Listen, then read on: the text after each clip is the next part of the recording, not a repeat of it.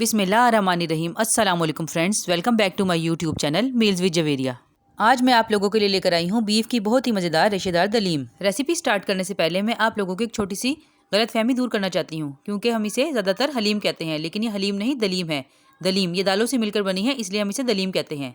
और हलीम अल्लाह ताला का सिफाती नाम है, तो प्लीज़ कोशिश कीजिए कि आइंदा इसे दलीम ही कहिए। शुक्रिया। तो चलिए चलते हैं अपनी रेसिपी की तरफ। ये जो ओलंपिक शेप में कप रखे हुए हैं, इसी में हमारी रेसिपी का राज है। तो फ्रेंड्स, दलीम बनाने के लिए मैंने 1 कप लिया है गेहूँ, आधा कप ली है लाल दाल यानी मसूर की दाल, आधा कप दाल माश, आधा कप दाल चना, आधा कप दलिया, आधा कप मूंग की दाल और आधा कप चावल। जितनी हम इसके लिए गेहूँ लेंगे उससे आधी तादाद में बाकी तमाम चीज़ें लेंगे। यही इस रेसिपी का राज है। तो चलिए अब हम तमाम चीज़ों को मिक्स कर लेते हैं। इसके लिए मैंने एक बड़ा बाउल ले लिया है और मैं अब तमाम चीज़ें इसमें ऐड कर दूँगी और उन्हें ड्राई मिक्स कर लूँगी।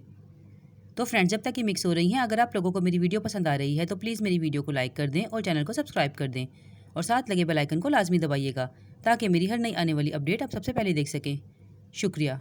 अब मैं इन तमाम चीज़ों को अच्छे तरीके से मिक्स कर लूँगी और 3 से 4 पानियों से अच्छे तरीके से धो लूँगी। तो फ्रेंड्स, ये देखिए, ये तमाम दालें मैंने धो ली हैं। अब मैं इसमें हाफ़ टी स्पून हल्दी ऐड करूँगी और हाफ़ टी स्पून नमक। अब मैं इसे अच्छे तरीके से मिक्स करके ओवरनाइट के लिए रख दूँगी, ताकि तमाम दालें और गेहूँ अच्छे तरीके से फूल जाएँ। अगर गर्मी हो तो आप इसे फ्रिज में रख दीजिएगा, बहुत गर्म जगह पर मत रखिएगा। तो फ्रेंड्स, 8 घंटे के बाद ये देखिए हमारी दालें कितने अच्छे तरीके से गल गई हैं। और ये मैं गेहूँ दिखाती हूँ आपको।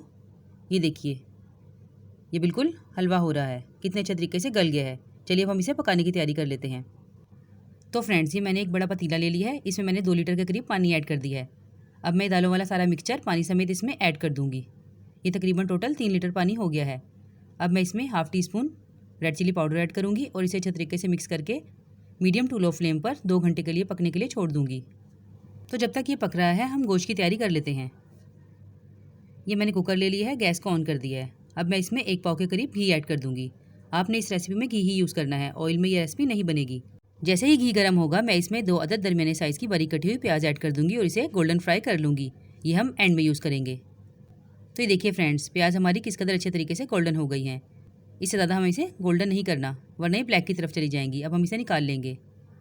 तो ये देखिए फ्रेंड्स, अब इस बाकी बचे हुए घी में मैं लहसुन अदरक का पेस्ट ऐड कर दूँगी। ये मैंने 2 टेबलस्पून लिया है और जैसे ही थोड़ा सा फ्राई होगा, मैं इसमें ये गोश्त ऐड कर दूँगी। गोश्त मैंने 1 किलो लिया है और इसकी मैंने बड़ी बोटी करवाई है।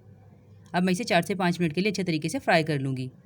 और जैसे ही गोश्त फ्राई होगा, मैं इसमें 2 टेबलस्पून नमक, 2 टेबलस्पून लाल पिसी मिर्च, 2 टेबलस्पून धनिया पाउडर, 1 टीस्पून हल्दी पाउडर, 1 टीस्पून चिली फ्लेक्स और 2 टेबलस्पून ज़ीरा पाउडर ऐड करके इसकी अच्छे तरीके से भुनाई कर लूँगी, तकरीबन 4 से 5 मिनट के लिए।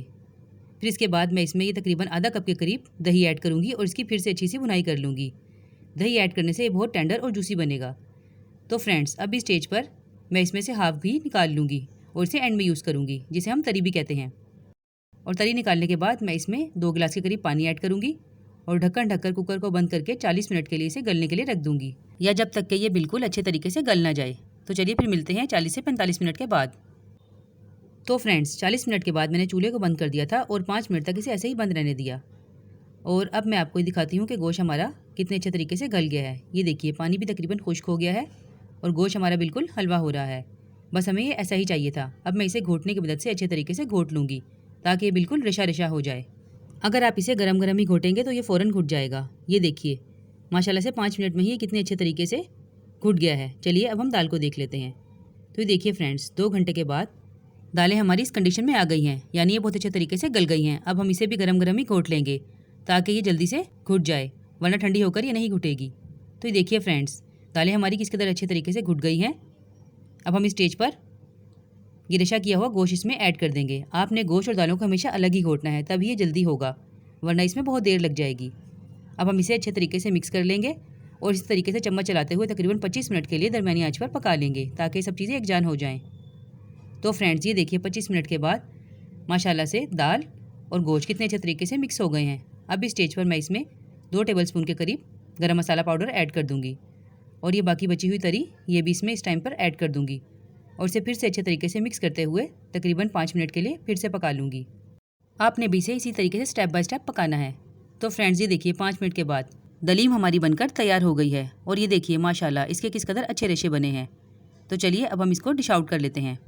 वैसे तो दलीम बनाने के बहुत से तरीके हैं, लेकिन मैंने आपके साथ बहुत ही आसान तरीका शेयर किया है। अगर आप मेरे तरीकों को फॉलो करते हुए ये दलीम बनाएंगे तो आपकी दलीम इंशाल्लाह बहुत ही लजीज और बहुत ही रेशेदार बनेगी। और आप सब जानते हैं कि अपने लवाजमात के बगैर तो दलीम बिल्कुल अधूरी होती है। तो ये मैं सबसे पहले इसमें प्याज ऐड करूँगी जो मैंने फ्राई की थी, थोड़ी सी अदरक और ये हरी मिर्चें, ये इसकी जान है। और सबसे लास्ट में हम इसमें पुदीना ऐड करेंगे और लीमू। मैंने इसे बीफ में तैयार किया है, आप चाहे तो इसे चिकन या मटन में भी तैयार कर सकते हैं। अब आप गरम गरम इसे चम्मच के साथ खाइए या नान के साथ, ये दोनों ही तरीके से बहुत ही मज़ेदार लगती है। ये देखिए माशाल्लाह से किस कदर अच्छी और थिक तैयार हुई है, देखकर ही मुंह में पानी आ रहा है। उम्मीद करती हूँ मेरी रेसिपी आप लोगों को पसंद आई होगी। अगर पसंद आई है तो लाइक शेयर सब्सक्राइब करना मत भूलिएगा। फिर मिलूंगी आपसे ऐसी ही मज़ेदार रेसिपी के साथ। तब तक के लिए अपना बहुत ख्याल रखिएगा, दुआ में याद रखिएगा। अल्लाह हाफिज़।